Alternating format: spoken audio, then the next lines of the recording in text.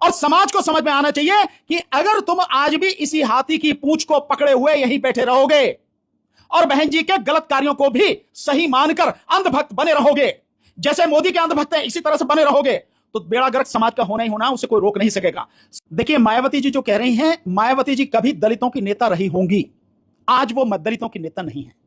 मायावती जी आज बीजेपी के लिए काम कर रही हैं, पूरी तरह से बीजेपी के साथ खड़े होकर वो काम कर रहे हैं, इसीलिए मायावती जी का ये स्टेटमेंट आया है। अन्यथा मायावती जी का स्टेटमेंट ये होना चाहिए था कि मैं मुख्यमंत्री रही हूं 4 बार, मैं जानती हूं कि पुलिस के क्या अधिकार हैं। क्या बहन जी ने एक बार भी ये कहा कि एसएसपी ने ये गलत किया? क्या बहन जी ने एसएसपी से ये पूछा, सरकार से ये पूछा कि भाई तुझे ये अधिकार किसने दिया? क्या सरकार से कहा कि इस एसएसपी को तुरंत बर्खास्त क्यों नहीं किया आपने, इस एसएसपी को आपने सस्पेंड क्यों नहीं किया? क्या कहा? बहन जी ने नहीं किया ना। आप उनकी बात करें कि नहीं जाना चाहिए, तो कहां जाना चाहिए? आप बाबा साहब से ऊपर हो गई हो क्या? बहन जी बाबा साहब से ऊपर हो गई हैं क्या? बाबा साहब डॉक्टर अंबेडकर का लिखा हुआ संविधान अनुच्छेद 19 और 21 ये अधिकार देता है हमें, हर किसी को अधिकार देता है शांतिपूर्वक प्रदर्शन करने का।